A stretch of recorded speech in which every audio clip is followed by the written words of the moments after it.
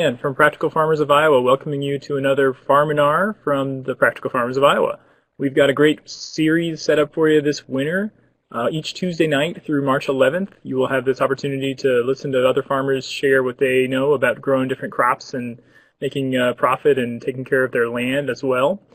Take a look at the list on this screen and check out practicalfarmers.org/Farminar for more information on these weekly online seminars. I want to take a couple minutes just to share a little bit about Practical Farmers. I see most folks on this list are members of Practical Farmers. Thank you very much for joining Practical Farmers of Iowa and being involved in this group. We do have hundreds of folks who watch recordings of Farminars as well, so for those folks as well, wanted to just kind of give you a little background about what is the foundation on which these Farminars are built, and that is our membership that has a shared commitment and shared values to a really great kind of agriculture that we want to spread around the state and around the country. We value these things, and we see a lot in farmers like Bill Buman, one of our speakers tonight.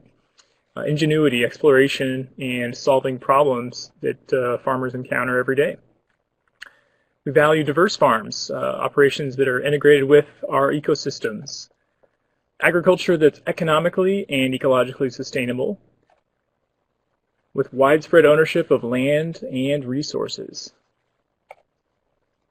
We care about our family, commitment to the community, and we celebrate wholesome food. Perhaps most importantly, we believe in growing more than crops. That's what our Practical Farmers of Iowa founder, Dick Thompson, stressed from the beginning in 1985 when we began, that we grow people. We don't just grow crops, we grow people.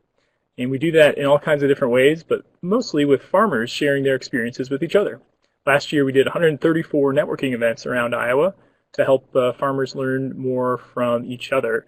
And here's just one example of one of the farms, Jeff and Earl Hafner, the Hafners over in Panora, have all kinds of diverse systems on their farm, and they share widely with people who are interested in learning more. So if you're not a member yet, or if you need to renew your membership, this is a friendly reminder. We have really generous benefits that go along with this modest annual membership fee.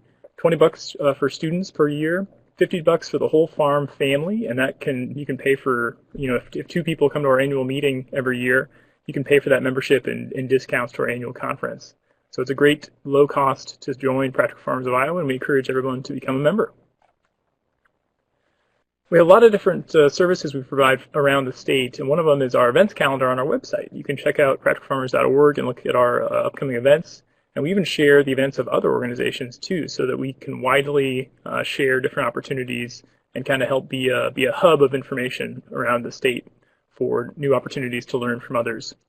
You can see coming up in a couple weeks, we've got the Next Generation Retreat. That's a great opportunity to get together with other beginning farmers. If you're out there a beginning farmer yourself and you want to network with others that are learning how to farm and some that have farmed for a few years, it's a great opportunity to learn with other farmers. We just celebrated our annual conference. We had a record 822 registrants over the two-day event, and some of the evaluations this year we were blown away by the high praise we got, how well organized the conference was. It was a great networking opportunity, and really was an excellent value. So keep in mind, every year our premier event that we organize is the Practical Farmers of Iowa Annual Conference, and look for that in the end of January again in 2015. Great opportunity to learn farmers. And on the topic of learning, if you're interested in learning more about managing your own farm someday, and you would like to get paid on the job training, look at the Practical Farmers of Iowa Labor for Learning program, where we've got a list of 11 farmers that are certified PFI trainers who applied and will hire you to work on their farm. They'll share the details of their business, how to make a profit, how it's financed, all the details with you, beyond what you'd typically share with a farm worker. So it's a great opportunity to get a little more information and get a good picture about the future of farming as a career potential for you. You can apply directly to the farms by clicking the link on your screen. You can also find more information at practicalfarmers.org. All right, let's start this farm. And our Bill Buman joins us from Harlan, and we got Bob Hartzer here from Ames. I will ask Bill if you want to introduce yourself and explain your system and what you've noticed with this topic of weed resistance. Bill, farm I farm about 400 acres, about 370 of it row crop, about 30 of it native prairie seed production. Been dealing with seed herbicide resistance, mare's tail, giant ragweed, water hemp, couple, and progressively is getting worse. I think water hemp is probably the worst one. I don't know how much mare's tail hurts the goat. Giant ragweed is pretty ugly, but it could get really bad. Overall, the water hemp is probably the worst.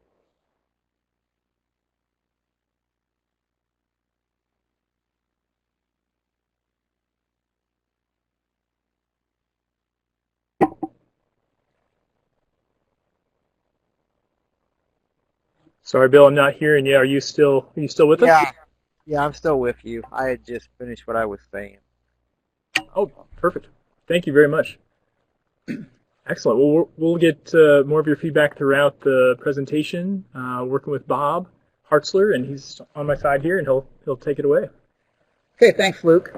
I would like to say if everybody practiced farming like Luke described at the introduction there, we'd have a much less problem with resistance. And the resistance is due to our over-reliance on the herbicides. And so essentially, the definition of resistance is it's an individual of a species that initially was effectively controlled by the herbicide, and due to repeated use, we've eliminated the wild type of the species, the individuals that were susceptible, and all that's left are the rare individuals that possess the resistance trait. And so, advanced slide here, we've got rarely do you get to see resistance transitioning within a field. This is one of the few photos I've seen, and I didn't take this photo, but this is mare's tail, also known as horseweed, and it's one of the resistant species that Bill described. And in this field, you can see about 50% of the mare's tail appears to be resistant to Roundup. So this field was sprayed about 2 weeks prior to this picture taken, and you can see dead remnants of some mare's tail, but about 50% of the mare's tail is surviving. And so if a farmer will continue this practice, probably next year, 90% of the mare's tail would survive, and there'd be very few susceptible individuals. So basically the resistance is just due to we cause a shift within the population. So next slide. And so why do we have resistant weeds? Well, basically the resistance occurs due to random mutations within the weed species. These mutations occur all the time. A lot of them are fatal, that mutation occurs and that plant can't survive.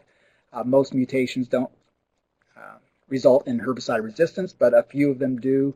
And so these rare individuals are present in the population, and through, I guess you could say, poor management, the same herbicide is used repeatedly, and that herbicide eliminates all the susceptible individuals, so the only thing that survives are those rare plants that have that mutation that provides for the resistance. So the use of the herbicides is not causing the resistance. The resistance is not transferring from herbicide-resistant crops into the weeds, although that can happen. But here in Iowa, with the corn and soybeans we grow, there are no close relatives, weedy relatives, so that we would not expect any hybridization to occur. So, go to the next slide. And Bill mentioned 3 resistant weeds he has, and he just happens to have the trifecta, because I would say that these 3 species, mare's tail, giant ragweed, and water hemp, account for probably 98% of the herbicide-resistant weed problems we have in the state. And there's really nothing specific about these weeds other than they're well adapted to the production systems that we're using to produce our crops, and they have a knack for these mutations that provide resistance. And Bill, I think you described a little bit of the differences these weeds pose. Could you go in a little bit more detail? You mentioned water hemp is the worst. I assume if you have mare's tail, you're no-till. Is that correct? Yes, I'm 100% no-till. The mare's tail, you get some that you don't get killed in the spring. And I mean, I've gone to a full rates of residual in the spring, and then we add my cost per acre for the control in corn. And last year, where I had the giant ragweed, was like $50 an acre because of the fact that we hit it really hard because I had a big problem the year before in the beans. And it wasn't pretty. We did a really good job of controlling it. The giant ragweed in the corn, but the other fields we didn't spend as much money, especially where we had beans, and there just wasn't as much choice to knock those weeds back, so I ended up with scattered mare's tail around the field. And then I had water hemp. There was more than enough water hemp scattered around, but I noticed that throughout the country, it was, at least in Shelby County, it was everywhere. And it didn't matter whether you were no-till, conservation till it was there. I think with some tillage you probably wouldn't have the mare's tail, but I very hesitant with tillage because of soil quality. The other thing I've noticed that I use cover crops in my native seed production, and I happen to use winter wheat. Where I had the winter wheat, that pretty well kept the water hemp down. So I'm working towards rotating small grains to my production system. Part of that is because I have the ability to clean the seed, and I'll probably look at producing at least oats and maybe some wheat seed for the cover crop market. And that would give me the ability to control at least get a longer rotation and maybe better control the weeds. Yeah, I think the cover crops could play a real benefit for water hemp and mare's tail. Maybe not so much about giant ragweed, but we'll talk a little bit more about that later.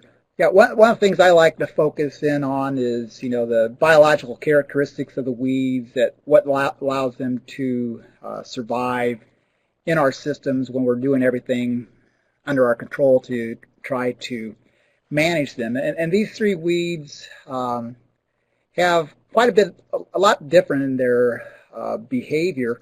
Mare's tail acts as a winter annual and also a summer annual, so some of the population germinates in the late summer, early fall, and overwinters, then resumes growth early in the spring. Giant ragweed is our earliest germinating summer annual, so it typically starts germinating in mid-April, typical years, early April in some years, where water hemp is a late emerging weed. So they all three have their own unique niche, and so they pose different management problems. But there is one thing they do have in common. If we go to the next slide, that all three use the wind to help them spread across the landscape. Now, water hemp and giant ragweed use the wind differently than the mare's tail. So on the left you have a female water hemp plant. In the center you're looking at the staminate or the male flowers of a giant ragweed, and then you're looking at the flowers of canais on the right. So water hemp is a dioecious plant, which means it has separate male and female plants. And that's one of the reasons why resistance spreads so quickly, is that it's forced to cross-pollinate. And so if you have a resistant individual, the resistance can be carried in the pollen long distances and spread the resistance trait across the landscape. Giant ragweed is not dioecious. It has both male and female flowers on the same plant. So those, you're looking at the stamens on the top of the plant, and they produce millions and millions of pollen grains that blow across the landscape and create havoc for people who are susceptible to hay fever. It's our main hay fever producing plant.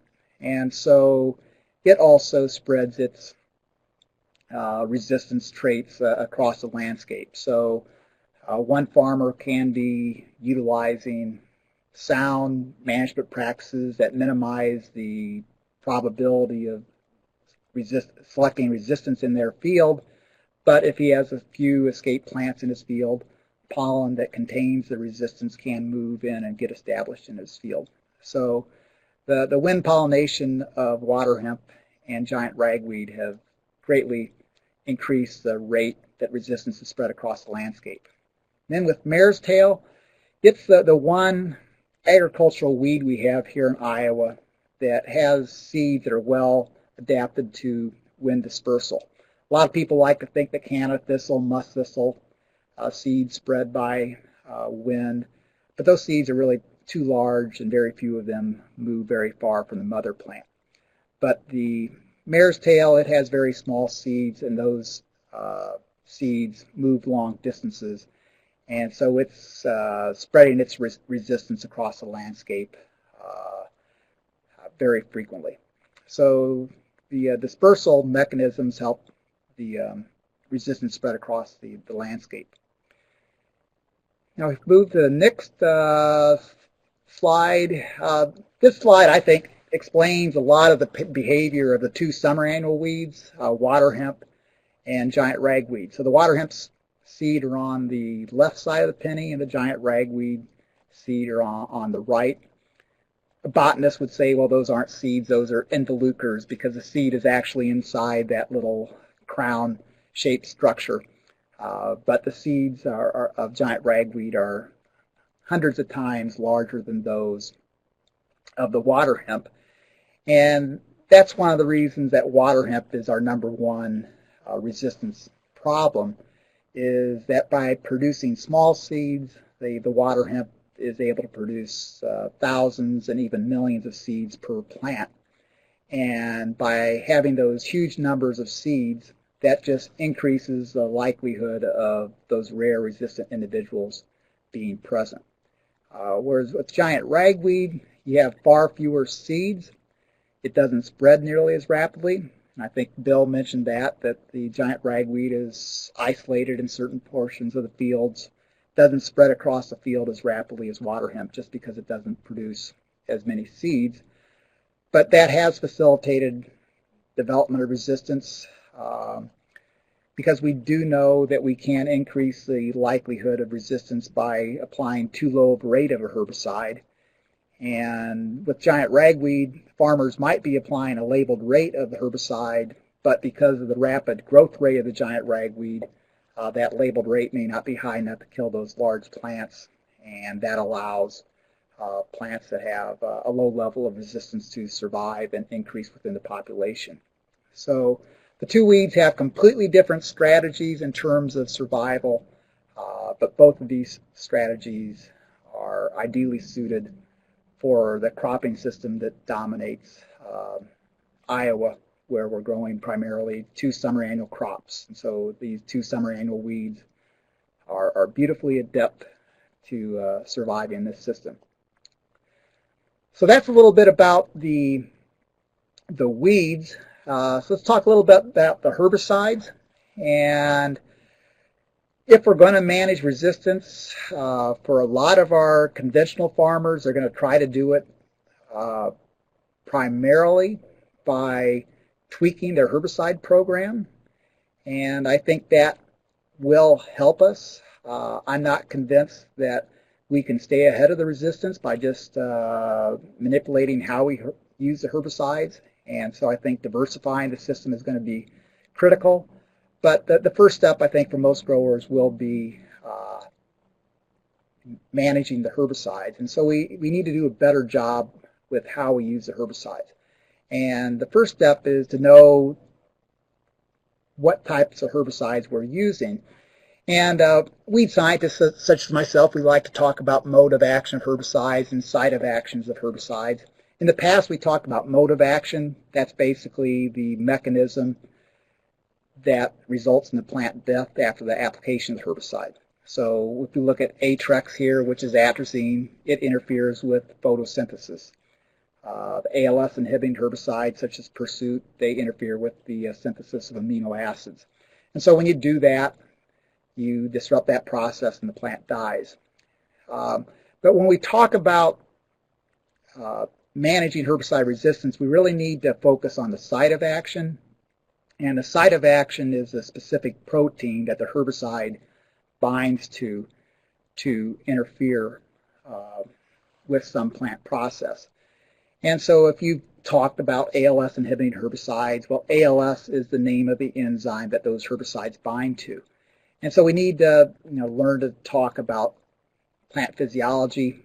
A lot of farmers don't like that. So there's a new system that's been developed to make it easier for people using herbicides to know what type of herbicide they're using. And so if we hit the advance, and most herbicide labels now have this logo where it says group herbicide 5. And so that 5 basically tells you what the site of action for this herbicide is. And so if you get another herbicide such as Roundup, you'd see it would say group herbicide 9. And so you would know that it's a different site of action. And so the key to managing resistance is to make sure you're using multiple herbicide groups, multiple herbicide sites of action. And so you can get charts that tell you what the sites of action of the different herbicides are. If you go to our website, weeds.iastate.edu, there's a couple different brochures that list the majority of herbicides that we would use here in Iowa, tell you what the active ingredients in that product, and then also tell you what the sites of action. So it's very important that farmers who are relying on herbicides understand the sites of action and make sure they're using multiple herbicides that have different sites of action.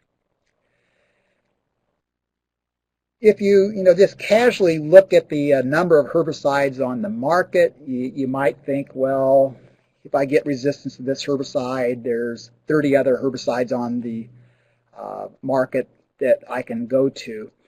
But we really need to look at the number of sites of action, because when a weed evolves resistance to one herbicide with a specific site of action, in most cases, every herbicide that has that site of action is going to be lost. And so if we look at the herbicides we use in corn and soybeans, I would say that 99% of the herbicides used in Iowa fall within these 11 herbicide groups. So herbicides are a limited resource, and the weeds we are fighting now are very adept at evolving resistance. And so we are losing some of these sites of action due to herbicide resistance for particular weeds. So if we go to the next slide. So this is essentially the same slide, but one of the things that we've been doing at Iowa State is collecting samples from around the state and looking for how widespread resistance is. And so this is looking at the percent of water hemp that was sent in to us that was resistant to different herbicide groups. And so if you look at group 2, which are the ALS inhibiting herbicides, Pursuit is an example, also classic. So 95% of the water hemp that we analyzed was resistant to the group 2 herbicides. The group 5 herbicides, those are things such as atrazine, metribuzin, 52% of the water hemp was resistant to those herbicides. Glyphosate, Roundup, 58%. Blazer, group 14 herbicides, those are PPO inhibitors, lots of products in there, Blazer, Authority, Valor. 14% of the water hemp was resistant to those, and then the group 27 herbicides, those are what some people think as bleachers, Callisto, Lautus, Balance, 28%. And those samples were collected in 2011, and we know the resistance has increased considerably since we did that. So a lot of the focus has been on glyphosate resistance, and that is a concern, but we need to keep in mind that it's not just glyphosate that the weeds are evolving resistance to, but the majority of the herbicides that we're using, these problem weeds such as water hemp and giant ragweed, are rapidly developing resistance, and we don't have a lot of products to fall back on as the resistance continues to spread. You know, the Dow and Monsanto have been very aggressive at marketing their new herbicide-resistant crops. Many people have heard of these. These would be crops that are resistant to the Group 4 herbicides, the growth regulators, 2,4-D, and dicamba. We're not aware of any water hemp that's resistant to these herbicides here in Iowa, but it has shown up in Nebraska. And Bill, mentions he grows native prairie plants, and it's ironic that this 2,4-D resistant water hemp was selected in a native prairie, native warm season grass seed production field. They repeatedly used 2,4-D, and they selected for water hemp resistant to 2,4-D. So resistance is a much bigger problem than just resistance to glyphosate. So how do we go about stemming this tide of resistance that's spreading across Iowa? I think we need to, pay more attention to the weeds. Look at, what is allowing them to survive. With the mare's tail, I think part of the problem has been because of its behavior as a winter annual. Application timing has not been optimum. Same thing with giant ragweed. Emerges very early. Gets too big to be consistently controlled with some of our post-emergence herbicides. So understanding the biology, making sure we're attacking the weeds when it's at its weakest life stage can greatly enhance the effectiveness of the programs. And then we need to diversify our weed management. As I said at the start, for our conventional farmers in the state, almost our entire weed management is based on the use of herbicides, and this has worked well for us for 30 years. But now we've selected for a few species that are ideally adapted to herbicides, and they are starting to win the battle, and there's no indication that they're going to stop winning that battle. And we'll talk about diversifying in terms of cultural and mechanical practices later on. But first we'll talk a little bit about how we can use the chemicals a little bit more intelligently. So when we manage resistance using herbicides, there's a few key points, and one thing I think it's really important is that when we're managing herbicides to reduce the risk of resistance, it's different than using the herbicides to achieve good weed control. In the past, we judged our weed control program based on whether we protected our crop yield and if we had a clean field at the end of the season. And before we had this resistance problem, that made a lot of sense. And so farmers who relied heavily on glyphosate, for the first 10 years, they were doing a good job of controlling their weeds. They protected their yields, they had clean fields, but unfortunately they selected for resistant individuals. So to manage herbicides, we need to make sure we're using multiple sites of action that are effective against the problem weeds. And so this is where it gets difficult, because most farmers now are using multiple herbicides in their programs, but in many cases they're probably not using those herbicides in a way that maximizes the effectiveness of the individual products. So you need to carefully evaluate, the rates of the products that are being used, making sure that they're being applied at the optimum time for weed control. Weeds should be treated when they're very small. Unfortunately, as farm size has gotten bigger, we've gotten a little bit complacent about that. And then making sure your sprayer is set up to give uniform coverage is very critical also. So next slide. And this is just a slide I like to illustrate the importance of selecting a proper rate. And the graph you're looking at here is the emergence pattern of water hemp. This is some research I did back when water hemp first became a problem here in Iowa in the mid-1980s. And so each bar represents the number of water hemp that emerged in a particular week during the growing season. And so in this particular year, the first emergence occurred the first week of May. The peak emergence occurred in late May, and it continued emerging throughout July. And so this is a completely different emergence pattern than most of our giant ragweed. Giant ragweed typically starts emerging mid-April, and 80–90% of the giant ragweed would emerge within the first 2 weeks of the initial emergence. So it has a completely different strategy to escape our control tactics.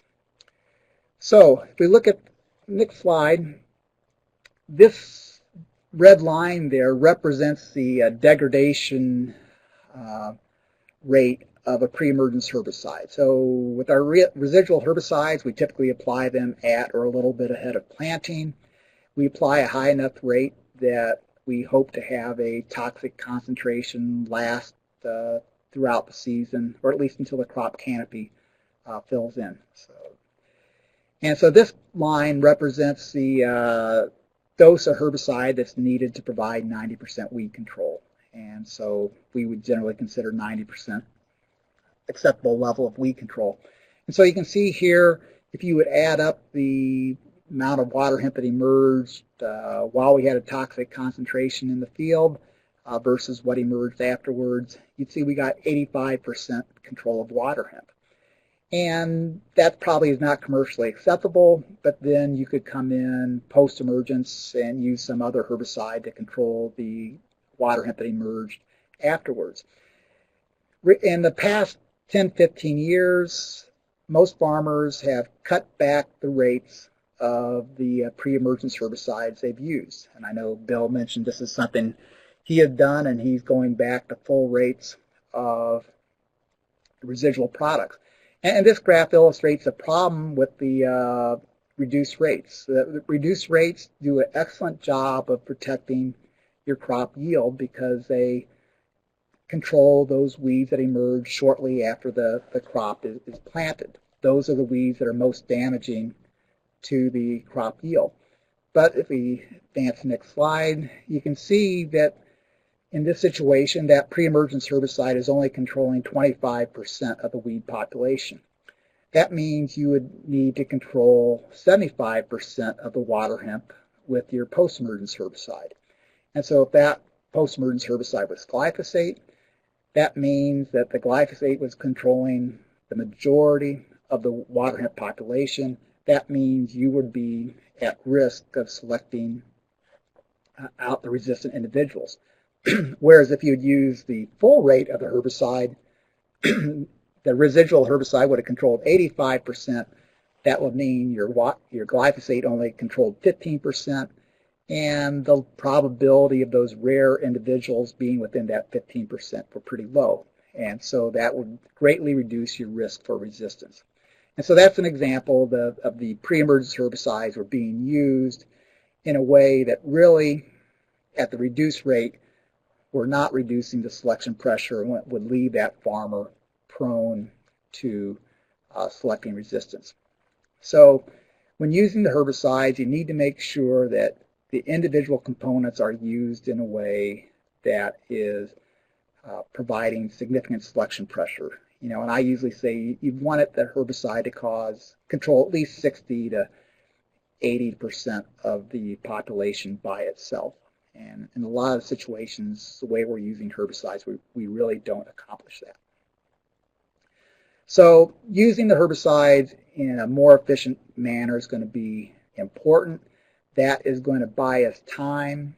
But in the long run, I think what we need to do is diversify our weed management program. And so if we go to the next slide, and here are just some of the things that I like to think of how we can diversify our management program. And as I mentioned, diversifying the management with cultural mechanical practices is not as easy for most farmers as simply slipping a new herbicide into their program, because what works for one farmer may just not be right for another. And so, I've pictured seedbed preparation tillage and post-plant tillage, but Bill, he's into no-till. He's in an area of the state with highly erodible soils. I assume his farm has highly erodible soils, and he's not interested in using tillage because of the risk that would pose to the health of his soils. And so in that situation, I think they need to look for other alternatives that can place different selection pressures.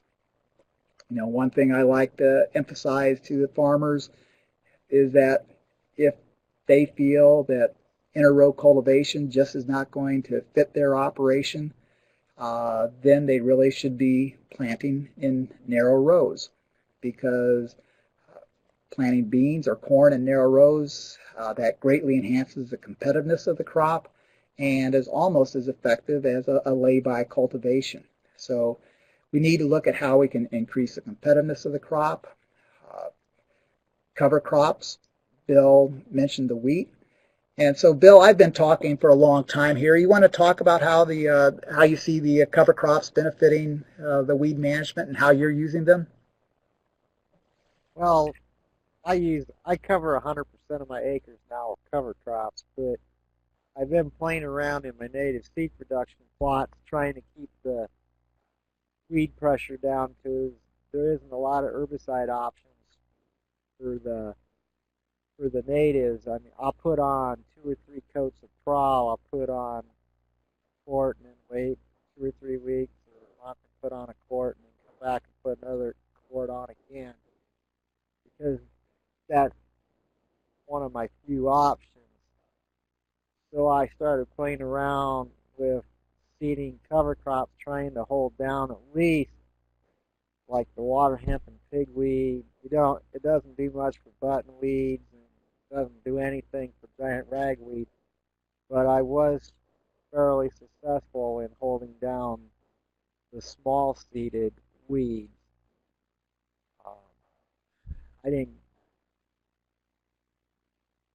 I played around leaving the cover crops mature along with the seed production, and that was a mini disaster because of the fact that I couldn't clean the wheat seed out of the native seed.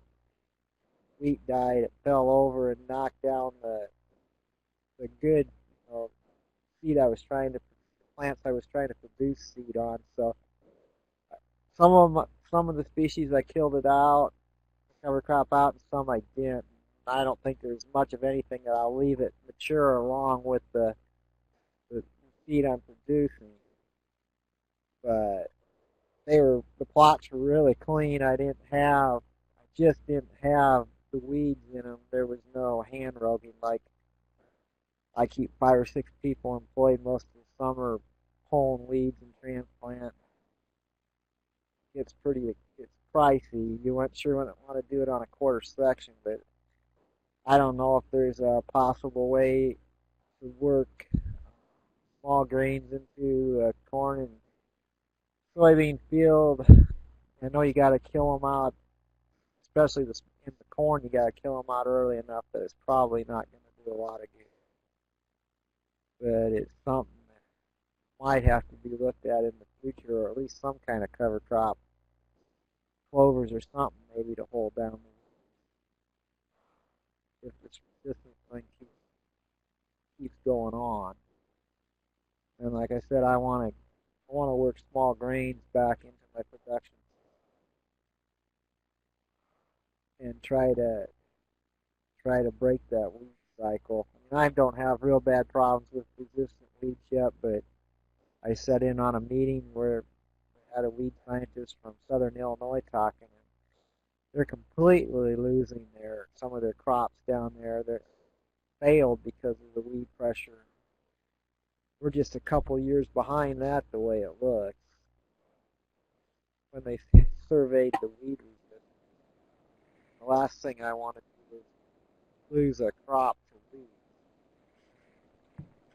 Yeah, I think, I'm optimistic that I think we have a lot of inherent advantages compared to Southern Illinois just because of our good soils where the crop is much more competitive, and that definitely helps us. And so I would hate to see us squander that.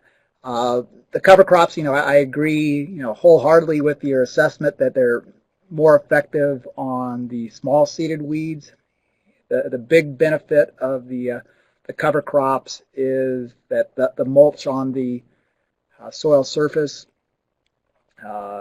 prevents those germinating seedlings from getting sunlight. And so small seeded weeds like the mare's tail or the water hemp just don't have enough energy in that seed to push themselves through the residue, whereas giant ragweed, velvet leaf, much larger seeded, they have the energy to grow through that layer.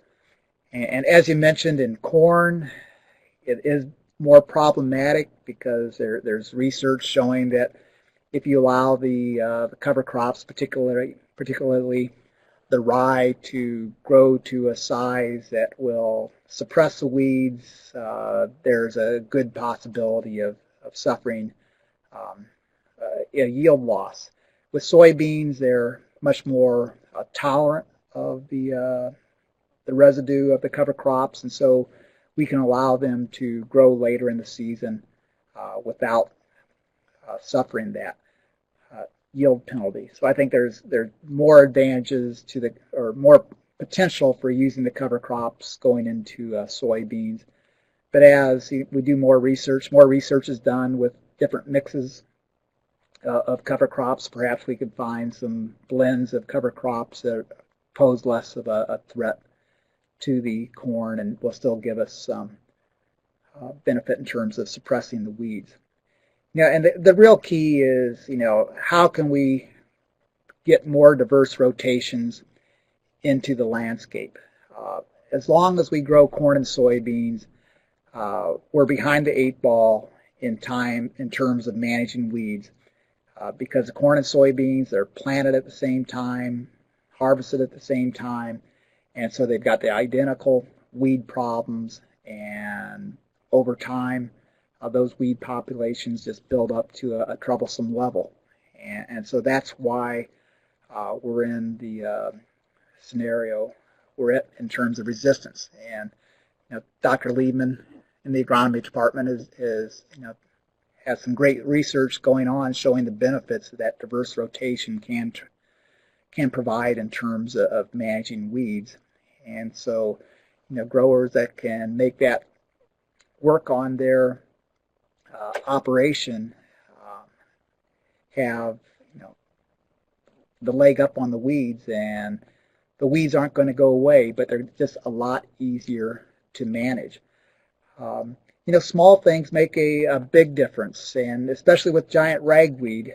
One thing that I always cringe as I drive across the landscape is you see all the fields where giant ragweed borders the fields and the fence rows. And Bill, I hope that's not the scenario of your farm. I suspect it's not, but giant ragweed is a weed that is, because it emerges so early in the spring, it creates monocultures in those areas such as fence rows, produces a lot of seeds that encroach into the field, and then that's where the resistance can develop on the edges of those fields, and then it gradually creeps throughout the field. And because the giant ragweed doesn't produce nearly as many seeds as the water hemp or mare's tail, it doesn't spread nearly as quickly, but it is so much more competitive that once it gets established, it can cause complete crop failures. Water hemp, it's an ideal weed. Its one weakness is it's not very competitive with the crops, and so we can have marginally effective weed control and still maintain our yields just because the water hemp's not very competitive. You can't say that about giant ragweed. One poor year of weed control with giant ragweed can decimate the yield potential of the crop. I hate to recommend, seedbed preparation tillage. Bill's a no-till farmer, and if he's staying ahead of the weed problems, I think no-till is a great system to protect the quality of the yields, reduce input costs. But we do know that under certain situations when weeds get out of control, that using tillage to prepare the seedbed has its advantages. Most weeds have relatively small seed that are best suited to germinate in the upper soil surface, and so by using tillage we can bury a significant number of seeds at a depth where they're unlikely to germinate the following year, and that will enhance our ability to maintain effective control. So, we hate to just recommend tillage for the sake of tillage, but in some scenarios when the weeds get so far out of hand, a single year of tillage does have real benefits in terms of managing weeds. So if we go to the next slide, and I think it'll be the last slide of the presentation. One of the things I like to say is that we've been in the herbicide era of weed management for about 60 years now. The first synthetic herbicides were developed in the 1940s, and so the first 40, 50 years of the chemical era of weed management, we were battling weeds that were adapted to tillage. And so when I first came to Iowa in the early 80s, the main weed problems were things like velvet leaf, cockleburr, sunflower.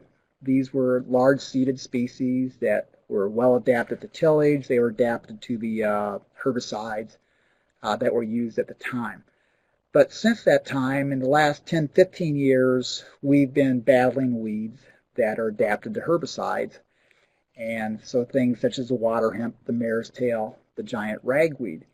And if we continue to use a system that relies almost entirely on herbicides, in my viewpoint, it's a losing battle. So we need to change how we go about managing weeds. And if we don't, the resistance is going to continue to spread very rapidly throughout the system. There's no new herbicides on the horizon to bail us out of this situation. There are a few new herbicide-resistant crops that I already discussed that will be a short-term solution. But if we use those herbicides in the way that we've used the herbicides we're using now, the weeds will develop resistance to them very quickly. So we need to use the herbicides more intelligently than we have been the past 20 years, but I also think we need to look at how we can get non-herbicidal tactics into the system. And again, for a lot of our conventional farmers, that's not quite as easy as just adjusting the herbicide program, but in the long run, I think that's what needs to be done to continue our current production system. And so with that, I'm not sure if Bill has any additional things to add, or if we just go to questions, discussion. I don't have anything to add.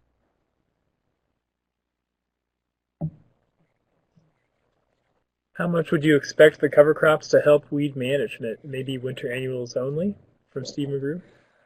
Um,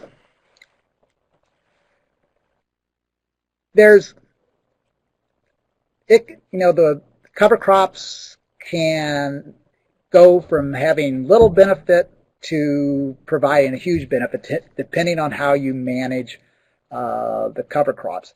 I think any cover crop, assuming we get establishment in the late summer, I think it would be really beneficial for winter annuals. There's no doubt that having the cover crops established there will reduce issues with winter annuals.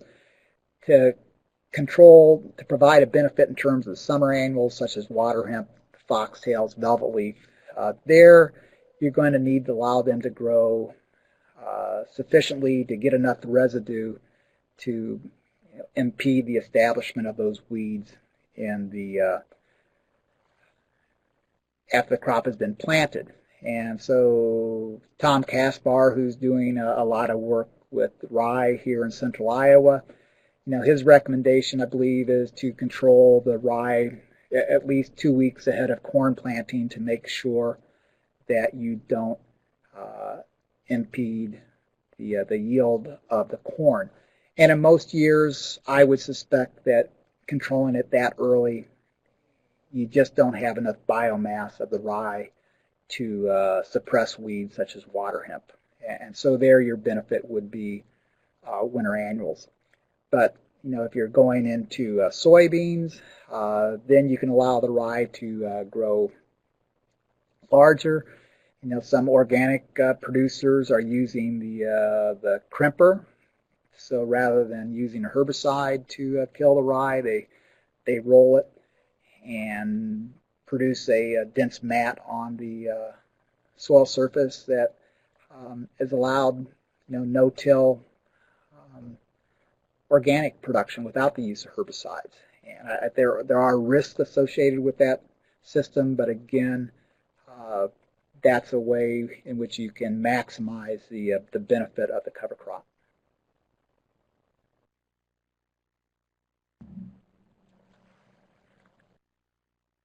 In a no-till system, the benefit of cover crops is more awareness of being timely and using full rates at pre-plant.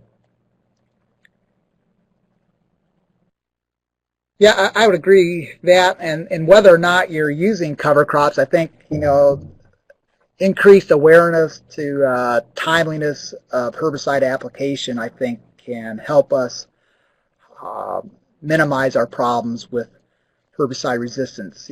Some people have liked to, blame our resistance problems on farmers using reduced rates, and they say that, the use of reduced rates has led to resistance. And I suspect there are a few situations where that's the case, but I would be willing to wager that poor timing of that, or improper application timing, is a bigger problem than reduced rates. And in this situation, the farmer would be using the labeled rate, but they're spraying a weed that is too large, much larger than stated on the label. And that essentially is using too low of a rate, because as a weed increases in size, it takes more herbicide to get it done. So whether or not you have a cover crop in the system, I would say timeliness of application and the use of full rates will go a long ways to protecting the value of the herbicides.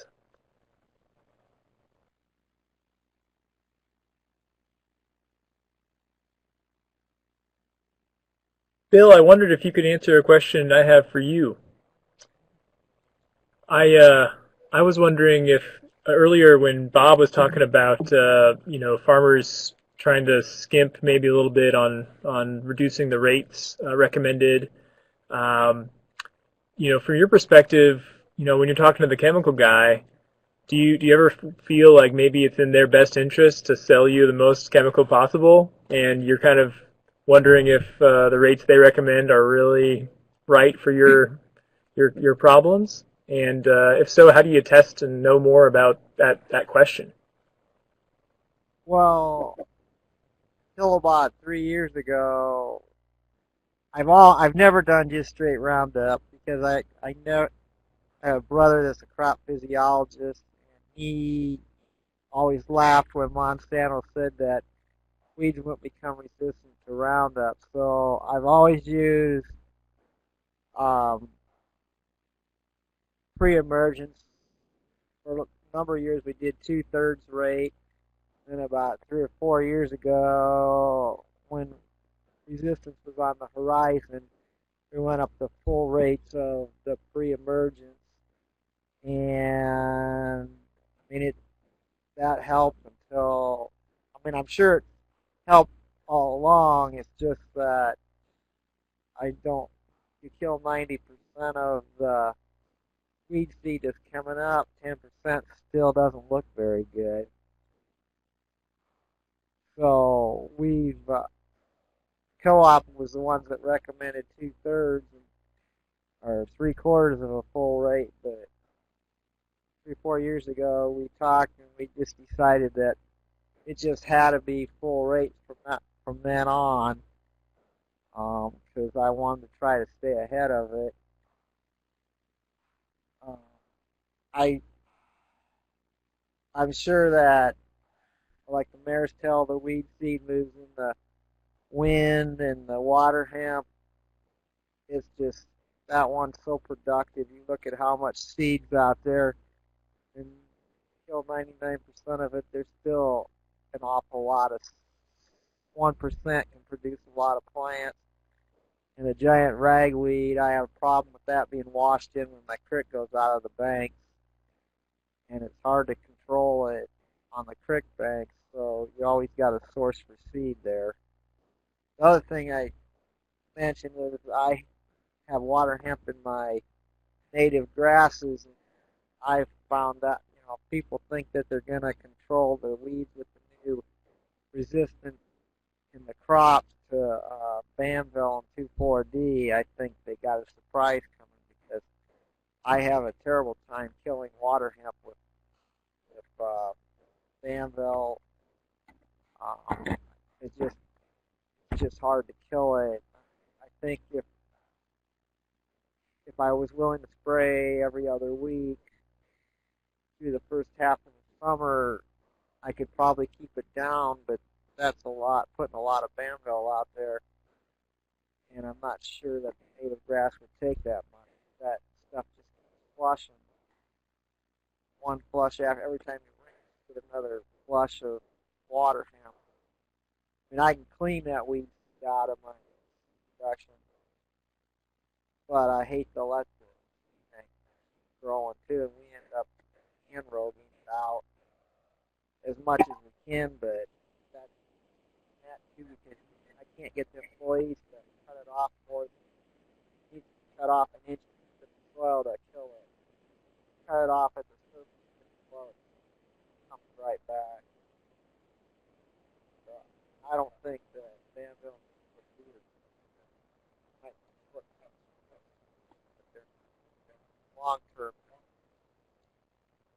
I just don't think they're going to make that. Yeah, I would agree. The 2,4-D and the dicamba, they're going to be good tools, but we relied on those heavily at the start of the chemical era. I know in the 1970s, 2,4-D and dicamba were used on about 70% of the corn acres, and at that time we were still cultivating the majority of the acres twice a year. So that should tell us that those aren't miracle herbicides. Glyphosate, has been described as the herbicide of the century because it's the best herbicide ever discovered, and I'm very comfortable saying that in my lifetime nobody's going to discover another herbicide as effective as glyphosate was. So unfortunately, we haven't totally lost the utility of glyphosate. It's still very effective against most of our weeds, but for some of our most problematic weeds, it's no longer effective, and we're going to go back to less effective tools than glyphosate. And that's, again, why I think we need to look at how we can diversify the system. Looking at questions, I guess Benjamin from Missouri mentioned that the water hemp emerges after each rain throughout the summer. And that is true. And so that's what that graph sort of illustrates. Later in the summer, if you have a good crop canopy present, the water hemp that emerges in late June probably is not going to be able to survive just because of the shade of the canopy. And that's one of the reasons why I think that, if we're not going to cultivate, the use of narrow rows can be a real benefit, because the late emerging plants, those that emerge in July, are not going to be able to survive. And we did research and basically found that I think 80% of the water hemp that emerged beyond the V6 stage of soybean did not survive. Now, oftentimes you have enough out there that 20% is enough to be a problem, but still you can greatly reduce the impact of those late emerging plants by having a competitive canopy.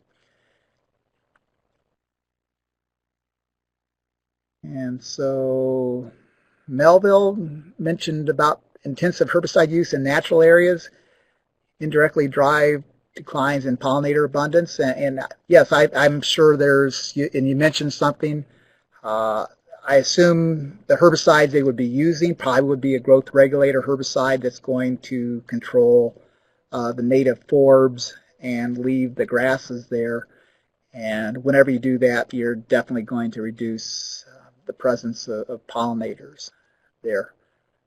So the use of herbicides definitely is going to reduce the diversity, which has negative impacts on the pollinators.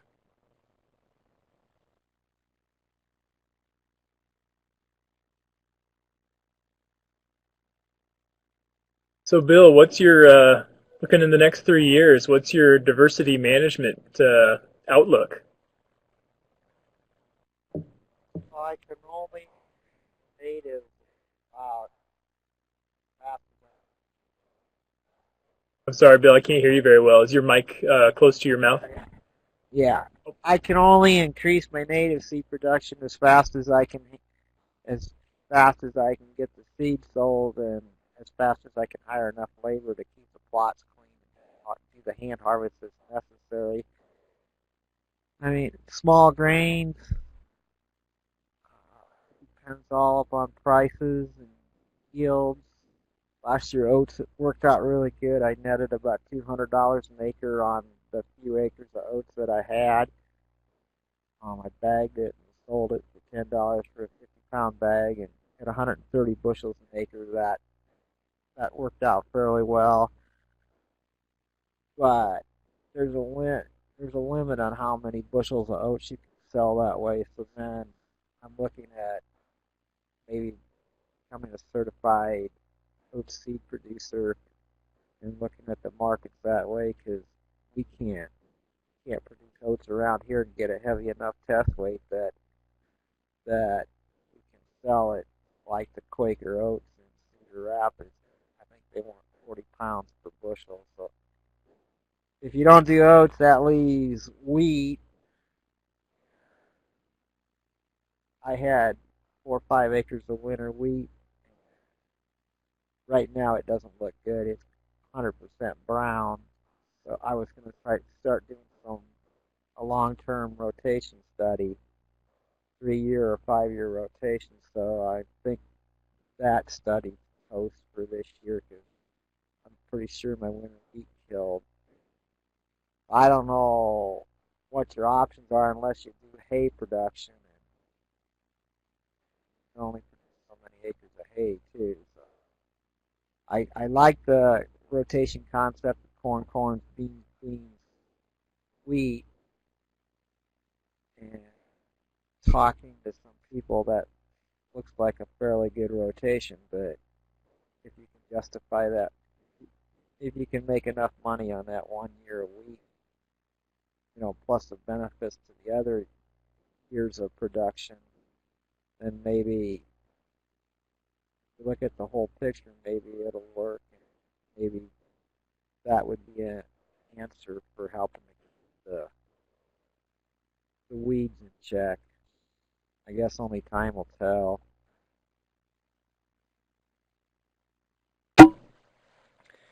Yeah, I think, definitely including wheat or some other small grain, has, big advantages just because that places, the weeds such as giant ragweed and water hemp and the foxtails at a disadvantage. It still takes good management in the wheat. I know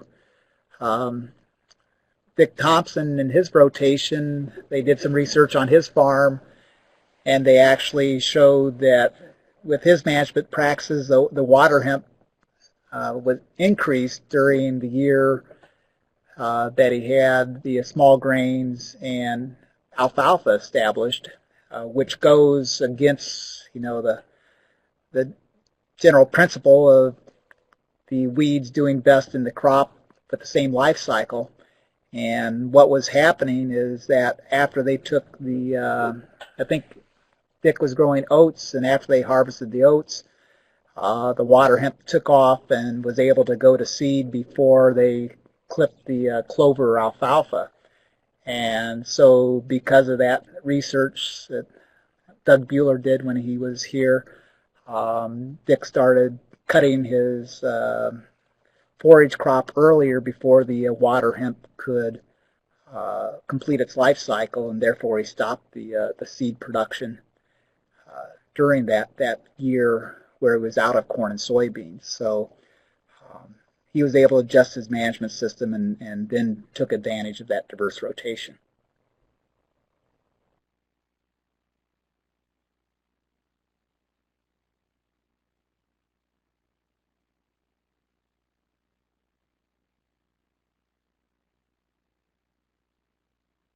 Bill, what are your thoughts on narrow rows on your farm? On mine, I used to be narrow rows, soybeans, and when my narrow row bean planter wore out, it just wasn't enough money to replace it, so I went back to 30-inch rows. But and I think 15-inch rows again would probably be way better for controlling the weeds because I'm not getting complete canopy. But then it's a lot easier no tilling with 30-inch rows than 15-row planter. And then there's only so much stuff I can put on my planter because I have, with the row cleaners, putting 32 set up, put 32% on. There's no room for the pusher. As far as narrow row on corn, yeah, if I was farming a couple thousand acres, I could probably afford a couple different planters, one for narrow row beans. I've looked at twin row corn, but I guess it's still out on whether it. But then if it would help with weed control, that might be where it would pay in the long run. But farm 400 acres, there's a limit on what you can afford to do too. I pushed the limit. Sorry, Bill, I didn't hear that last part. I push the limits on what equipment I can have because I use precision technology as much as I can on my 400 acres, which I'm not sure it's justified, but I like to keep up with what's going on and try to keep pushing new things. And I guess I'm still trying to figure out if I can make precision work to my advantage in the native seed production. I haven't used it there much yet, but I'm in the experimental stages, trying to see if it'll increase my if I can make it work for controlling weeds, and if I can get more precise seed placement. There's a lot I'm trying to figure out. And like I said, if I was farming 1,000 acres, there's a lot of stuff that I would probably be doing different, or a couple thousand acres. But I'm just too limited on my acres to be able to afford all the equipment that it takes to do all that stuff.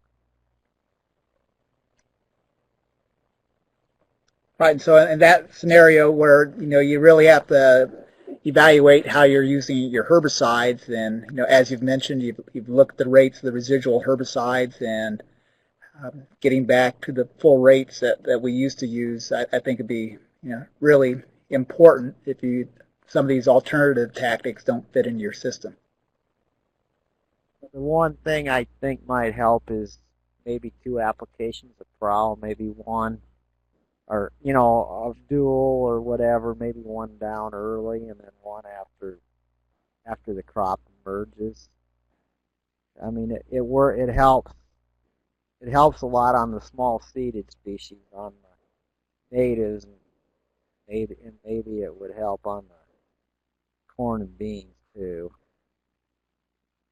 Yeah, I think that's something we'll see an increased use of. Is some people call it a layered residual herbicide, where you apply some of the product at planting, and when you do that, it's difficult for any herbicide to remain active for the entire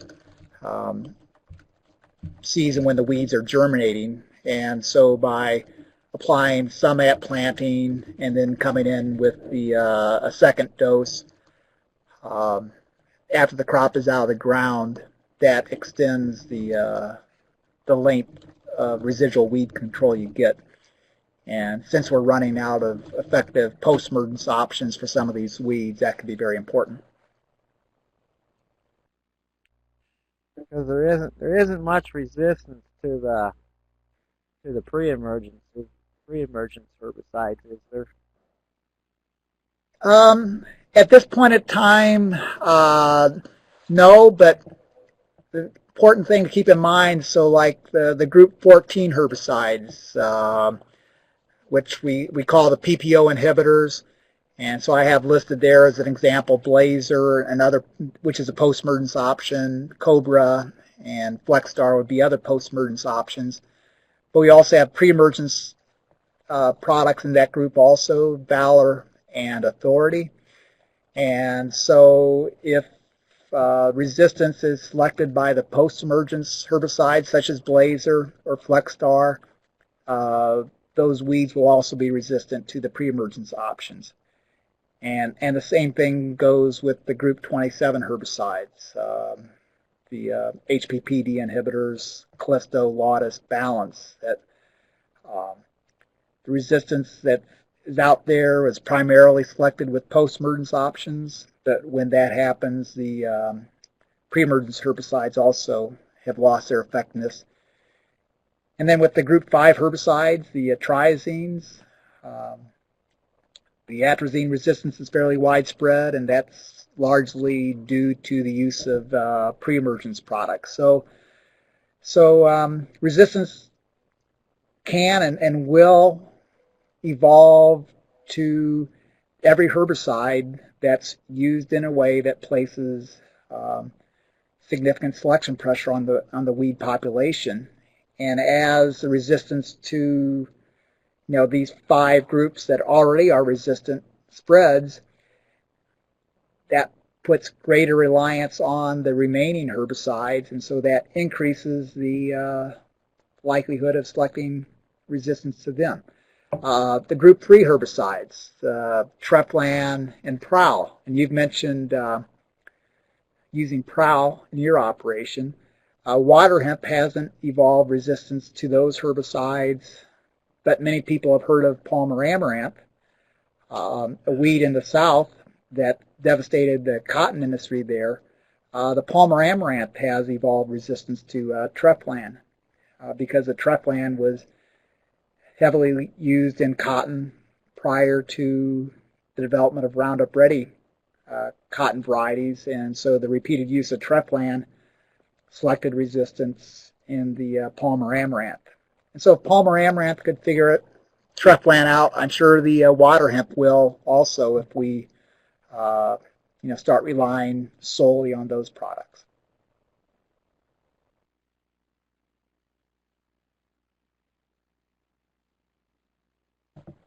Question about the use of strip till along with cover crops. What are your thoughts on using strip till and cover crops to combat resistance? There's not a lot of research looking at the impact of strip till on weeds. I would guess that it behaved much like no-till, since the majority of the ground area is under a no-till setting. And if you can get the cover crops established in there, I think you'd see the same benefits. So I would suspect that the strip till would not have a huge impact on weed shifts. It could have an advantage that it over no-till, that it should allow a more rapid canopy development, just because you're providing a better environment for the corn or soybean to get established by removing that residue, allowing the soil to warm up more quickly, and so that should provide an advantage in terms of a more competitive crop canopy.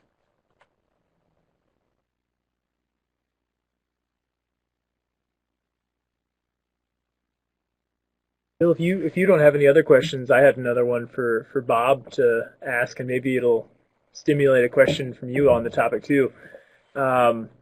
So I'm kind of hearing from someone who's not a crop farmer, me, I'm kind of hearing a pretty cloudy picture. Like it's super, this is going to be tough to deal with. Am I being an alarmist?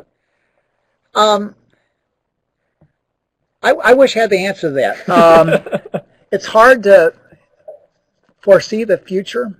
I like to say I'm optimistic that I think the majority of Iowa producers will respond in a way that will prevent the disasters that many people saw that happened in the southeast U.S. in the cotton producing areas, where they selected for glyphosate-resistant Palmer amaranth, but decided that the only thing they could do was plant cotton no-till using Roundup Ready varieties and only use Roundup, and they continued to do that even though they knew the Palmer amaranth was resistant, and so they didn't adapt. I think we have enough advantages. Corn and soybeans isn't very diverse, but it's more diverse than continuous cotton. We have a lot better soils. We have more herbicide options. So I think we can do a better job. But one of the things that surprised me a few years ago, I was at one of the Weed Science meetings, the national meetings, and was speaking with a couple higher-ups in the herbicide industry, and they voluntarily said they admitted that we needed alternative tactics, that the herbicide industry no longer was going to be able to come up with a new tool to battle the resistant weeds. And in the past, we've been able to do that. Whenever we selected a new weed problem, the companies came out with a new herbicide or new technology. And so that the best example of that was water hemp was, you could say, a creation of our heavy dependence on the group 2 herbicides, the ALS inhibitors. And in the 1980s, 80% of the soybeans in Iowa were treated with pursuit. The ALS inhibitors were widely used on corn, and water hemp, which is native to Iowa but really wasn't a major crop weed, exploded and became the #1 weed problem in a few short years, just because it's evolved resistance so rapidly to the group 2 herbicides. And there were a lot of farmers in Iowa who struggled to manage water hemp until Monsanto introduced the Roundup Ready crops. And that took care of the water hemp problem for about 10 years.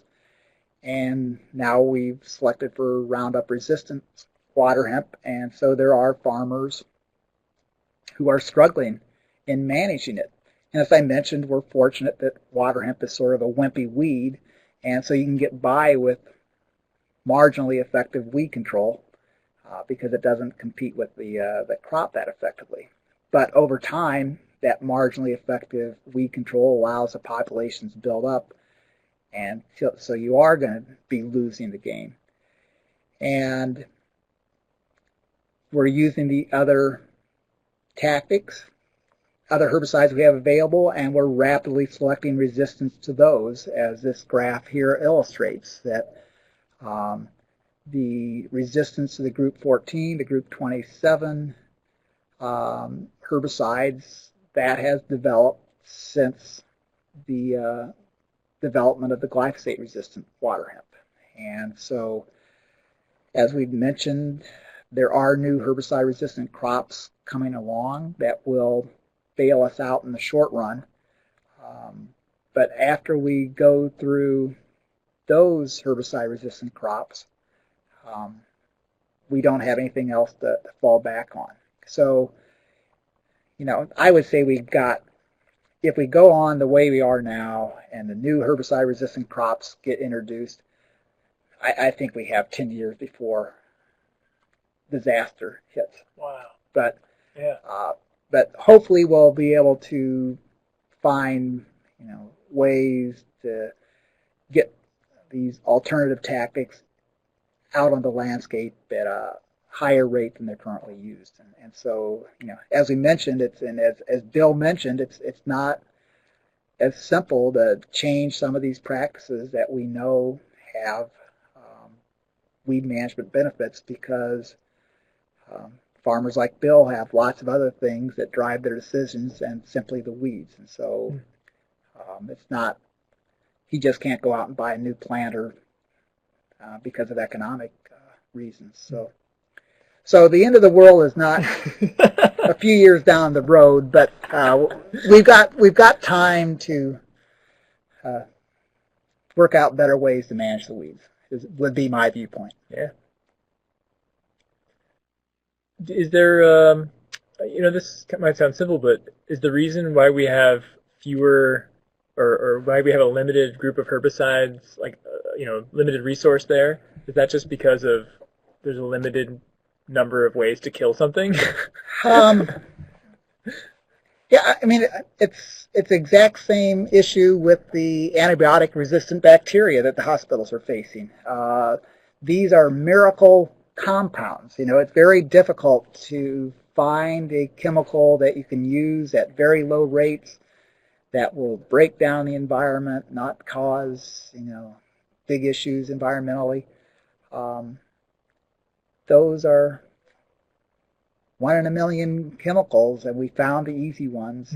And the companies are looking, but the last new herbicide group discovered, but that was found over 20 years ago. That was the group 27 herbicides.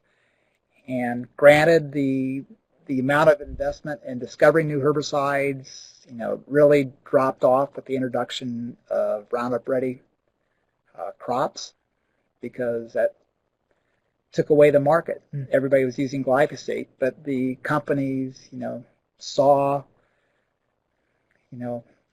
quite a while ago that the weeds were starting to beat resistance, and so they've upped their investment in discovering new compounds, but at this point in time, that hasn't paid off yet. Bill, do you think you'd ever see yourself teaming up with more farmers in your area to manage for weeds in addition to grain production? Like maybe if you and a 400-acre farmer and 3 or 4 other friends got together, you could all buy, that different piece of equipment to diversify your systems as a unit. Do you think that would be ever something you'll see happen across your area? Oh, it's a possibility, but there isn't very many small farmers left around me. Yep. I mean, there's a few. Most of them are pretty good size. What I'd like to see is a chemical that you could spray on the soil, and it would make every weed seed in the soil for 6 inches deep germinate. That's what I'd like to see. Then you could spend 1 year. You could you could rotate your ground and spend 1 year kill out the weed seed, done with it for till it got recontaminated again. I mean, it's kind of a reverse way of looking at it. But if you could make all the weed seed germinate, and then you could cultivate it out or kill it and start out clean again. Yeah, when I took my first weed science class in 1975, that's what my professor said would be the next revolution in weed science. But I don't think anyone's close to that, finding that. I mean, there are new technologies coming along in terms of mechanical. In Australia, they have a huge resistance problem, and they've developed a tool. At this point in time, it's towed behind the combine, but their main weed problems, seeds are still present on the weeds at the time of harvest, and so the shaft goes into this what they call the Harrington seed destructor, and the seed destructor sifts out the seeds from the rest of the shaft and then grinds it up. And there's a nice picture of it right there. So, and they have weeds there in Australia that are resistant to all the herbicides registered for use in the small grains. And so the farmers are looking for other tools, and this would be something that is ideally suited for the large farmers. At this point in time, it costs $250,000, but the farmers are willing to pay that because they don't have any herbicides to deal with this weed. They're working on getting it so it will fit inside the combine, be easier to use. And so there are, and I think tools like this will be the future. We'll come up with new ways to fight the weeds, but we're still going to need a diversity of tactics. I actually mow between the rows on some of my native plots. It's the most convenient way is just to take a mower out there and mow between the rows, but that doesn't get the weeds out of the rows, and some of the weeds go to seed anyway.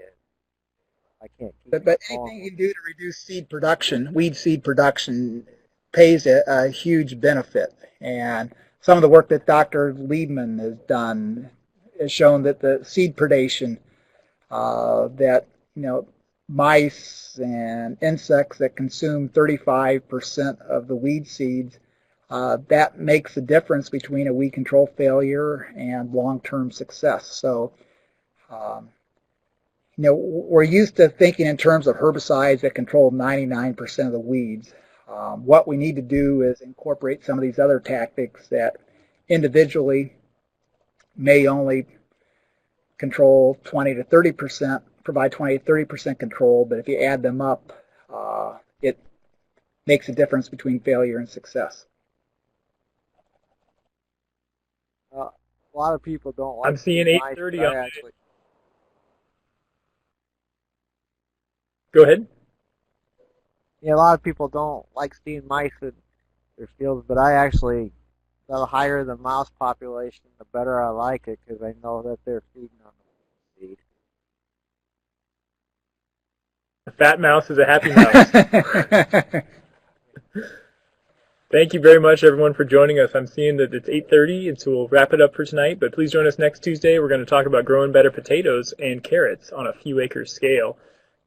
Don't forget, if you have additional suggestions and ideas how we can improve, we'll send out an email survey to your email, and we'd love to get your feedback on that online survey and let us know what speakers or topics you want to hear in the next Farminar series.